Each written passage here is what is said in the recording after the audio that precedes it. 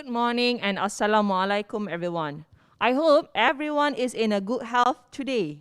We are in our second day of ICSTEM 2021. To the participants, our team has provided an attendance form in the chat box. Please fill in the attendance form. On our first day of ICSTEM 2021, we have had oral and poster presentations from the presenters. Congratulations to those oral presenters that have done with the presentations. We will begin our conference today with a speech from our second keynote speaker, Professor Dr. Valarie Akerson from Indiana University, United States of America. Professor Dr. Valarie will deliver her speech entitled, "Is it STEM or is it Science, Technology, Engineering and Mathematics, Going Beyond Disciplinary Instruction?" I will pass the microphone to Associate Professor Dr. Laili Haji Cik Ros as the moderator for the session. The stage is yours, Dr. Laili. Okay, thank you, Farah. Assalamualaikum warahmatullahi and good day, everybody. I would like to welcome again all of you to the second day ICSTEM 2021. And we are now live in Conference WebEx, FB and YouTube of official UMT. We have come to the second day keynote address for ICSTEM 2021. But before that, my name is Associate Professor Dr. Laili Cik Ros, a Director of STEM Foundation, Universiti Malaysia Terengganu, UMT. And today, I will be a moderator for this keynote session. We are honored to have our second keynote speaker this morning. She is here with us right now, live from USA. I would like to welcome Professor Dr. Valarie Akerson to the ICSTEM 2021. How are you, Professor? I'm great. Thank you so much for having me. I'm very excited to be here. I'm just really so excited. So hello everybody. It's great to see you. Okay, hello. And then it is currently 8:15 a.m. in Malaysia, Prof. And I assume it is 8:15 p.m. and Yes. in US. And so that is 12 hours different between us. And Yes. I truly appreciate you for taking some time out of your day to join us for this event. Thank you. It's my pleasure. I appreciate it. Okay, Prof. Okay. Before we start the session, let me introduce a little bit about Professor Valarie. Professor Valarie obtained her PhD in year 1997 from Oregon State University, Corvallis. Major in science education and minor in integrated science. One of her many achievements is she was awarded NAS 2021 Distinguished Contribution Through Research Award. This is the highest award that NAS, a global organization for improving science education through research. Now, Professor Valarie is a professor of science education at Indiana University, Bloomington. Her scholarship focuses on early childhood and elementary teachers' conceptions of the nature science. Her research has been published in top journals such as Journal of Research in Science Teaching, Science Education, International Journal of Science Education, and many more. And also, she has published several books in science education. The latest one, Prof, she has published a very interesting book entitled Science Education During the COVID-19 Pandemic, Tales from the Front Lines. So, without further ado, I would like to invite Professor Valarie Akerson to deliver her keynote address entitled, "Is it STEM, or it is Science, Technology, Engineering and Mathematics, Going Beyond Disciplinary Instruction?" The floor is yours, Prof. You are given about 40 minutes and the audience can ask questions afterwards. Thank you very much.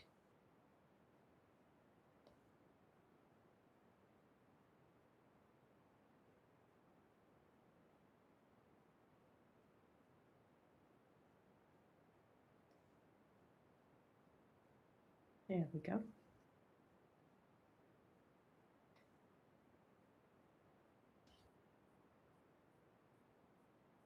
So we can share your slides. Yeah, I think it's coming on. Our technical will share your slide, Prof.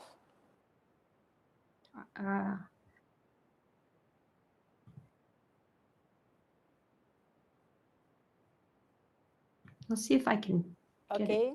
Wait a moment. Our technical try to share the slides now.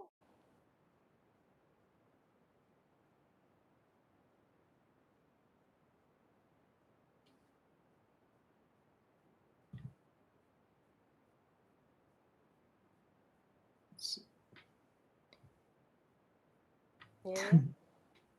It looks like it's trying to load. Yes, It's trying. Yeah, we try again. Okay, now. Okay. There it is. It's perfect. Yeah. Yes. So yeah, you there's my title there that you had read. So I'd like to see whether we want to talk about STEM as STEM itself, a one thing, or STEM as 4 different disciplines that are connected in some meaningful way. So next slide, please. So what is STEM, and why thinking about the nature of STEM? So there's a lot of a discussion, at least that I'm aware of here, that STEM doesn't have a common definition. So people don't agree necessarily on what it really means to be STEM. And sometimes they call it STEM, sometimes they add art and it's STEAM. Sometimes it's called STREAM, where they add reading in there. So they have reading and art, or some other acronym. And so it makes some people wonder whether they're just doing that for attention or if it's meaningful. And I've read some books where it talks about STEM being very important for the economy, which I don't disagree with. But what would be the result of producing a lot of extra STEM people? STEM education, some people say, prepares people for future careers. But then there's the other side that says, what about learning science to become scientifically literate? Not necessarily only to have a career, but to be able to have everyone have scientific literacy. Some people have said that STEM is a buzzword, and basically people just call something STEM, but they're still just doing science if they're a science educator, or math if they're a math educator, and they call it STEM so that they can get extra money for their projects. That's the cynical view. But who should be preparing teachers to teach STEM, and who should be teaching STEM? So I know myself, I never took an engineering class, and yet I am supposed to be teaching my future teachers to do engineering in their classes. So it's sort of difficult to do that without any preparation myself, although like all of us, we can figure things out, but are we doing it in a good fashion, or are we just trying to do the best we can, which is what probably we always do. So I thought my colleagues and I looked into different natures of the STEM disciplines to try to see whether we could conceptualize one view of STEM. So next slide, please. So the first one, I'm just going to go in order of STEM, not because I'm a science educator did I put science first, but science because STEM, the S in STEM. So nature of science, what is the nature of scientific knowledge? So according to Letterman 2014, nature of science are the values and assumptions that are part of scientific knowledge and that also create scientific knowledge.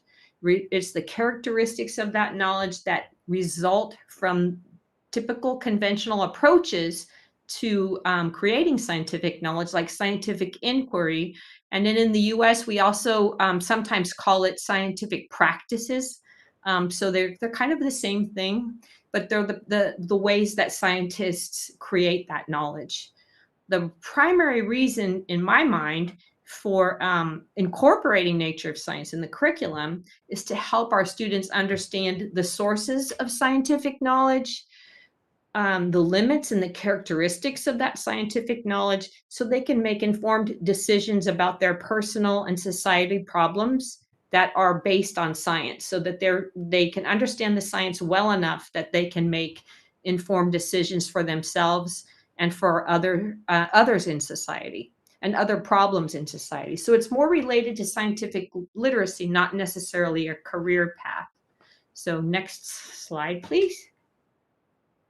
So the characteristics about science and scientific knowledge that are considered nature of science, that are the uncontested ones most people will accept, are the distinction between observation and inference, that the characteristics of science requires observation of data and then making inferences of that data. So you're interpreting the data. So the data don't really speak for themselves. You yourself adds meaning to that.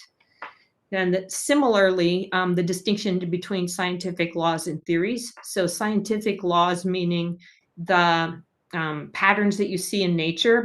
A lot of times they are mathematical formulas, and then the scientific theories that seek to explain those scientific laws. Of course, science is empirically based. You have to collect data, and then you, again, make observations of that data and inferences of that data. Scientific knowledge is a part of human inference, human imagination, and creativity. So scientists imagine what the data might mean. They create scientific understanding from the data, which leads to the next one. It is more subjective than objective, although scientists try to be objective.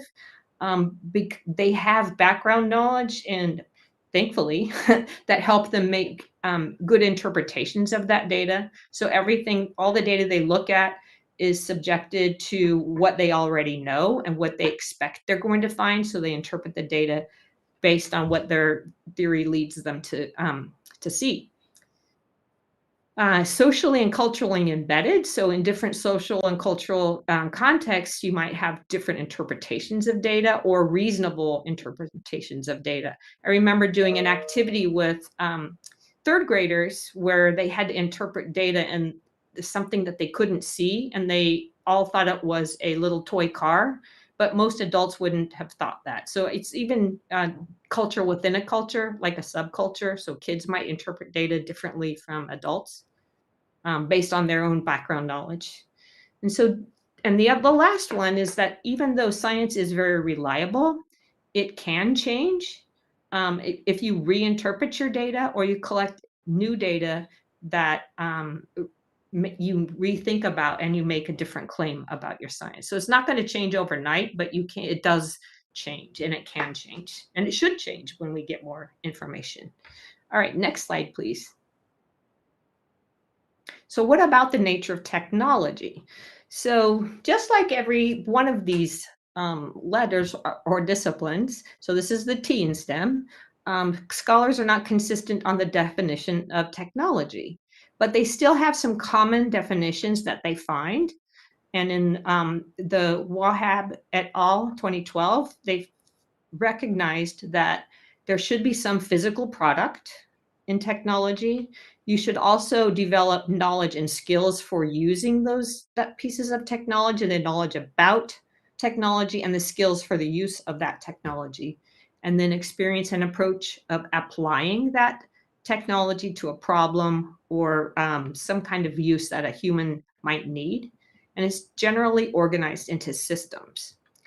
Arthur, in his book called The Nature of Technology, identified technology as an orchestration of phenomena that are programmed for a useful purpose. And so the technology is organized around a concept or a principle, and then it is built into a physical form. So it always is to solve some kind of problem or to help make things more easy for the user. So next slide, please. And the nature of technology, some critical ideas, according to Cruz in 2013, is that you have to identify what the technology is. So you have to be able to understand what it is.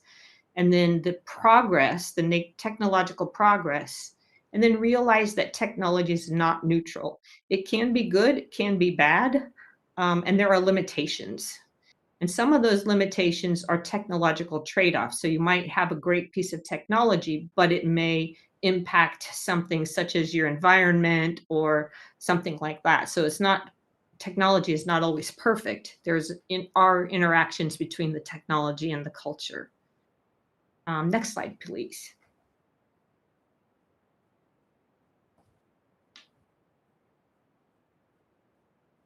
So there's a curriculum aspect to the nature of technology, and multiple organizations, at least in the United States, do provide curriculum standards for technology instruction, but they don't require teachers to include them. So schools and teachers don't have to teach about technology, but the technology standards are there.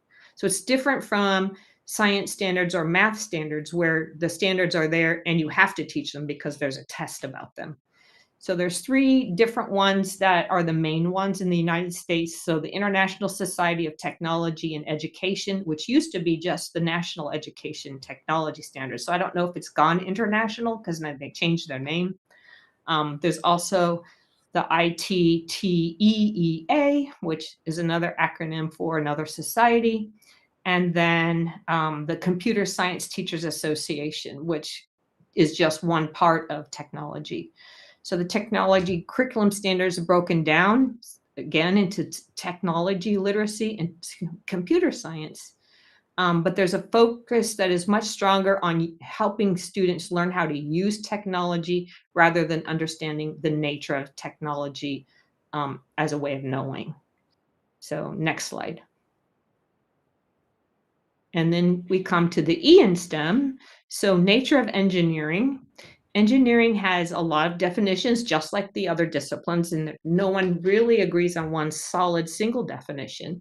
But from the National Academy of Engineering, it is considered a process for creating the human-made world, the artifacts and processes that never existed before. And then from DIM in 2005, called it a systematic, intelligent process where designers generate, evaluate, specify concepts for devices, systems, processes, and function, and they achieve the client's needs while satisfying a design constraint. So there's not unlimited resources. You have to design something within a limited amount of resources or funding or something like that. So there are proposed engineering standards. However, you can see the year is 2009, and those engineering standards still haven't been put in the curriculum. But those engineering standards comprise knowledge of engineering and then the skills that you need to undertake in order to be an engineer. So designing under those constraints of funding or materials, using the tools, and then having the use of different materials and also mathematics skills. And then the habits of mind that you need as an engineer in order to figure out resolutions for problems and design. Next slide, please. So the nature of engineering were first included in the United States national standards in 2011, but they were not their own standards. They were included in the science standards. And they were comprised of cross-cutting concepts that were proposed by the National Academy of Engineering rather than standalone standards put inside of the science standards. So we do have them in there. So when we're science teachers or science teacher educators preparing science teachers, we are responsible for including engineering in our classes. And so while it's important to include that, there is a difference between engineering, technology, and science. And so it does have a little bit of, it makes a little bit of a struggle for a teacher if they're not prepared for that. So engineering design, which is an approach to solving or achieving goals, technology, which is, it's fundamental to human culture. It's not just computers or tech or electronic technology. And a pencil can be considered a piece of technology and has been in the past. And then science and engineering are different in terms of their goals, processes, and products. For a scientist, they might just want to create an understanding of a phenomenon in the natural world, but an engineer generally wants to resolve a problem. So they're different, and so it does take different approaches. The challenge for us in the United States is also difficult because we have 50 states, and of course there's no uniformity in any of the states. We don't have the same standards necessarily in all the states, although we do have national standards. It's the state's decision whether or not they want to adopt those national standards. But most people do agree it should include the big ideas for engineering to identify problems, know a design process, be able to design under constraints, solve problems, and then continues testing and revising models that can solve problems. So next slide, please. So what about mathematics? So for the nature of mathematics, the M in STEM, there were two main philosophical views, the fallibilists and the absolutists. So the fallibilists mainly considers that that mathematics can change, and it's a human construct, which the absolutists feel more like it is a set process. So some ideas in the nature of pure maths from Pear, which was a fallibilist, is that mathematical practice and ideas are part of cultural identity. So mathematical ideas can be part of culture, and mathematical knowledge is dynamic and also changed or subject to modification, just like science is. Excuse me. And mathematical inquiry is an exploration of mathematical ideas. So they have an inquiry process as well as science does. And then ideas are tested through social argumentation, which we do have in science, also scientific argumentation. So I've found more similarities here than I did in the other disciplines to science. Students should be able to construct viable arguments and critique the reasons of others. That is a big thing from our Common Core standards, which is pretty much adopted across the United States. And mathematical literacy includes having an understanding and appreciation of mathematics as a cultural and intellectual achievement, meaning that we should know that humans actually do this. So many teachers, though, at least in the US, retain their absolutist ideas, which gives the idea if they teach, do a lot of calculations, you don't understand that there's a humanist outlook. And so students are more focused on calculations rather than sort of understanding the whole nature of mathematics as part of what they learn. Next slide, please. So then thinking about the nature of all the individual disciplines, is there really a nature of STEM? Is STEM a thing in itself? So from my viewpoint, STEM is a socially constructed label that, at least in the US, it feels like it's a response to economic and global pressure. Like the STEMs are more specialized field. And so if you are one of the STEM, it's kind of a good thing. But on the other hand, it's always existed, but we just put a name to it, I guess, is my sort of sense, because they always have existed as individual disciplines, but they all do influence and build on each other. We put a name to it as we combine the disciplines, and it can help, actually, I think can help teaching all the 4 disciplines actually be more meaningful, because you can combine the disciplines and show how they're connected. But on the other hand, does calling it STEM change what we actually really do in terms of the field? If you're teaching a math lesson and you call it a STEM lesson, is it different because you called it STEM than if you called it math, if you don't make any changes?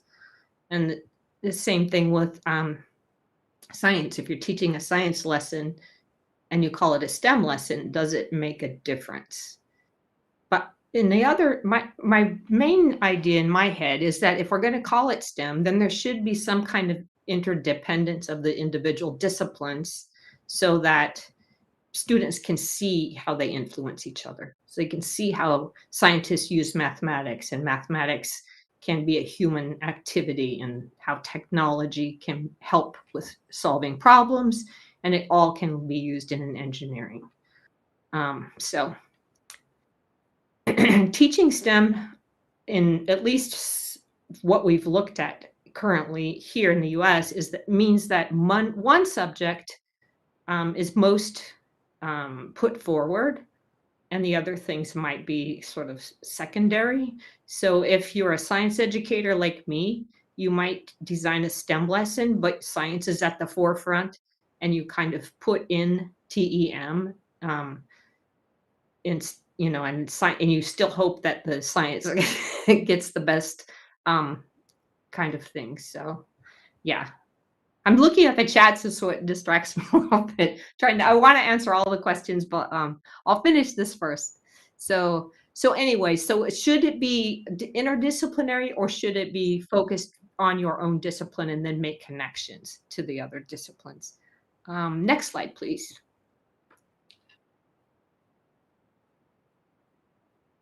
So implications for science, technology, engineering, math education.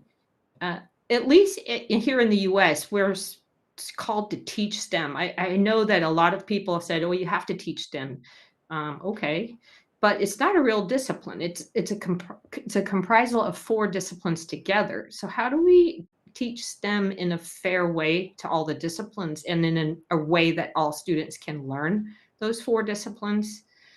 So teachers, and I don't know if it's the same in Malaysia, but teachers and university professors who are teacher educators generally have a discipline specialty. So for me, it's science education. For my colleagues down the hall, it's math education. For my colleagues on the second floor below me, it is technology education. And there is no engineering education at IU. And rarely do any of us take an engineering course. So even though we have to teach it, we're doing the best we can. I'm not sure that we teach it the way someone who had the knowledge would be teaching it if they had an engineering background. So without the knowledge of the natures of these disciplines and all the connections and influences, how can we really do a fair job of teaching STEM? And how can teacher educators prepare students, their own future teachers, to be able to do so with their students? And I'm wondering, these are my wonderings on this page. I'm wondering whether anyone has a deep conceptualization of all of these disciplines in such ways that they can make really meaningful integrations and connections across the S, the T, the E, and the M, and just really have that deep of an understanding. And another wondering, shouldn't a science teacher be very good at teaching science and then maybe making connections to other disciplines, but not only those in STEM, like maybe also literacy? But then we'd have to have a new acronym. Anyway, I think that other people are much better at teaching mathematics than me, but if we maybe work together, possibly we could do a better job at teaching STEM in our university. And the last wondering is, why is it so popular to teach STEM instead of teaching disciplines on their own? And I'm not saying it shouldn't be, but it seems like there could be more of a balance, at least where I live. And next slide, please. And so toward the end here, does calling it STEM change what we do? And does calling it STEM change what and how we teach? Is there really a STEM, or are we really still teaching science, technology, engineering, and math? But how about connecting it meaningfully to those other disciplines through interdisciplinary teaching?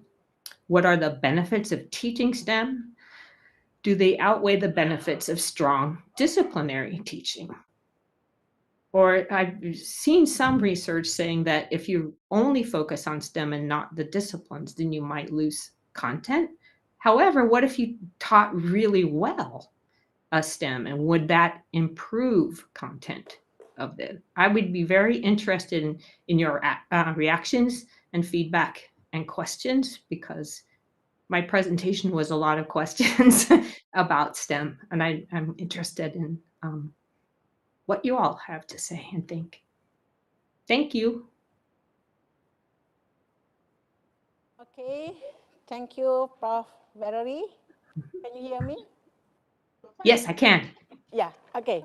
So, as we allow the participants to ask the question, so can we read some of the question, Prof?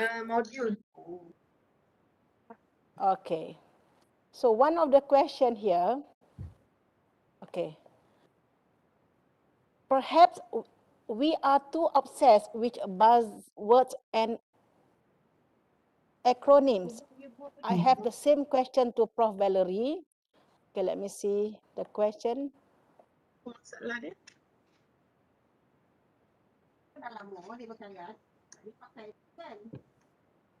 One of the question from Mr. Dr. Ko, yeah. Hi, good morning. I'm Dr. Ko, an instructional coach, okay, from TPD Coaching.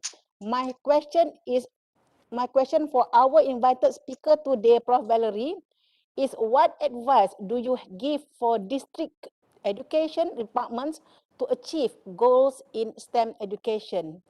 Do you agree that science and mathematics discipline is the core of STEM education? Actually, I do, and I'm probably biased. If I were an engineering educator, I might say engineering is the core. But I do think that, especially in the United States, there's no tests for technology, there's no tests for engineering. So because you want your students to do well on the test, you really have to focus mostly on the science and math to help them be successful. And I know that's not a very good answer, but you do have to help prepare the students for their success. But I don't think that engineering and technology is not important, but I would think that science and math, probably at least in the United States, are the core subjects. And then, do you agree, Prof, that science and mathematics discipline is the core of STEM education? Yeah, I do. Yes, definitely, yeah. I agree. Yes. Yeah. And then, okay. Okay, let me see another question.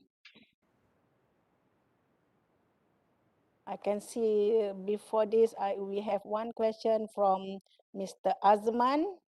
Okay, Prof. Valarie, how strong is the drive to STEM education in the States?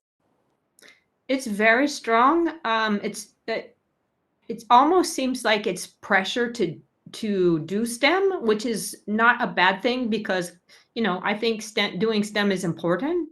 I just need to have more definition of what doing STEM means.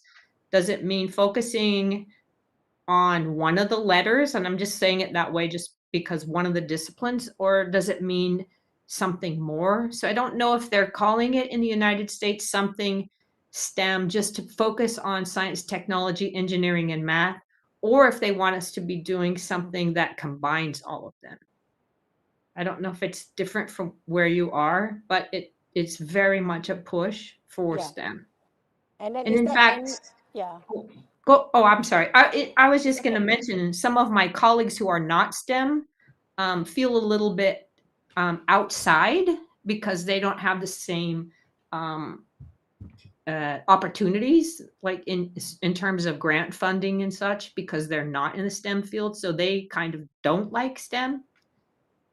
So sort of interesting. And then is there any initiative from the federal government for the schools to achieve a certain percentage of STEM-based students against non-STEM-based? I don't think there's a percentage like that, but there is a push that schools become STEM certified schools, so that the schools around the United States, there's like extra money if you go through the process to certify your school to become a STEM certified, meaning it focuses mostly on STEM, no matter what the grade level is. It can be from elementary to through high school. But I don't think there's a percentage like you have to have so many people become STEM graduates, but there's an emphasis on creating STEM schools so that more students are that. Okay, and one more, Prof, before we end. Could you Sure. share the strategies used by the schools to encourage students to take up STEM-based courses? I think it's probably a little bit being STEM schools, like so if the schools go through a process to become STEM certified, then students will be more will receive that kind of instruction more. So they will have more STEM lessons. Okay, since we still have another 10 minutes, Prof, so we allow for more question, I think. Sure. So is it okay for you? Sure, yeah, that's fine. Okay, I'm having a great time. yeah.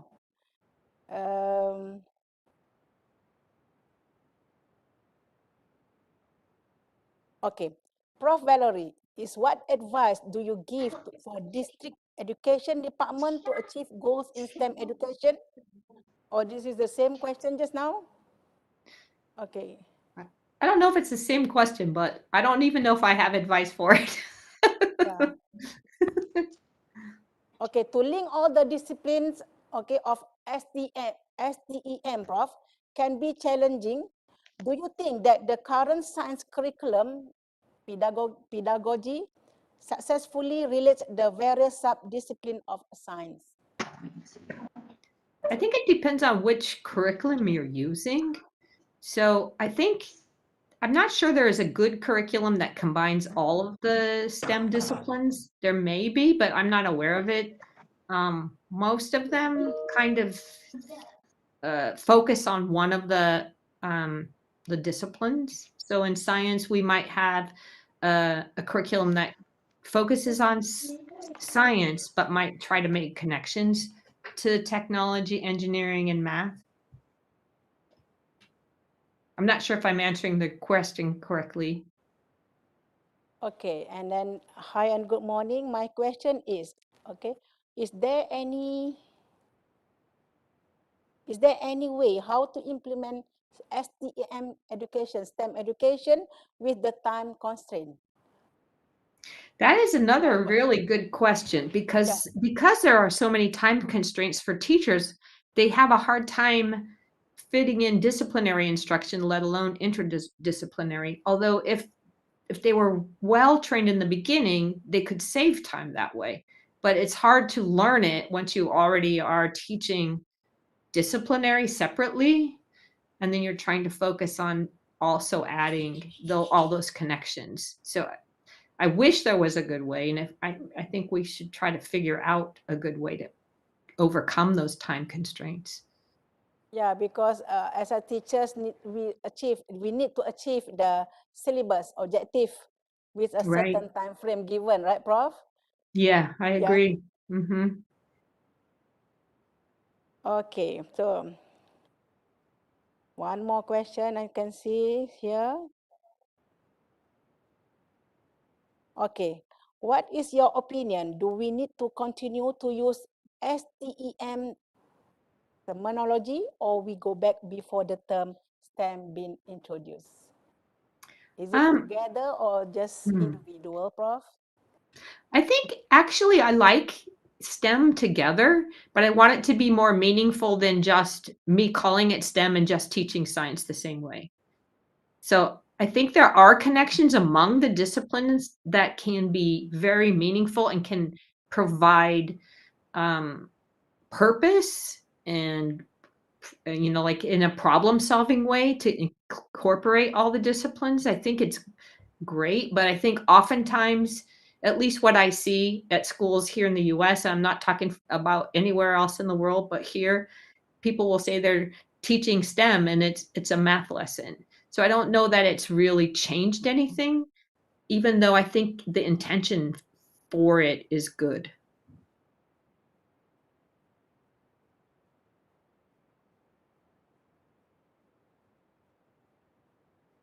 Okay, so I think thank you so much, Prof. Valarie, for such an interesting talk. We would definitely benefit from your sharing. Thank you. Okay, Prof. Thank you. I really appreciate it. Thank you very much. Yeah. Okay. Okay, take care. And then, okay, there is no more question. I would like to end this session by giving a big round of applause to Professor Dr. Valarie for her keynote address. Okay, with that, I would like to close this session and hand over to Farah. Thank you. Thank you very much, everybody. Thank you, Prof. Thank you to Professor Dr. Valarie Akerson and Associate Professor Dr. Laili for a wonderful session. With the Professor Dr. Valarie here with us today, let us all cherish the moment by taking photos together. All guests are invited to switch on your camera for the photography session.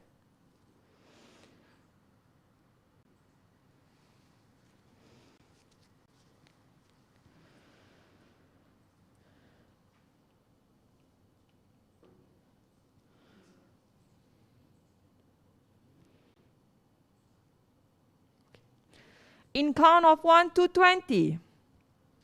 1, 2, 3, 4, 5, 6, 7, 8,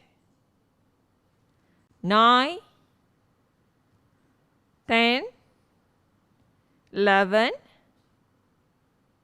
12, 13, 14, 15, 16, 17, 18, 19, and 20. Okay, one last shot. Freestyle.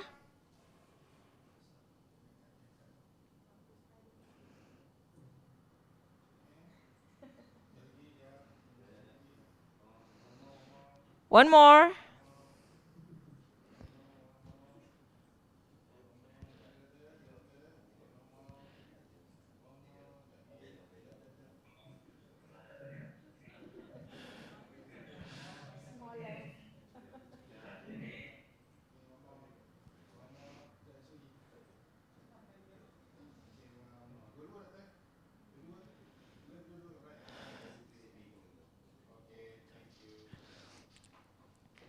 All right, thank you so much. To move on to our next agenda, oral presenters are welcome to enter your respective rooms for your presentations. For attendees, you are welcome to any room according to the selected themes to watch the presentations, and also to the ICSTEM websites to view all the posters available there. With that, I wish all the presenters good luck and happy conferencing to all the attendees as well.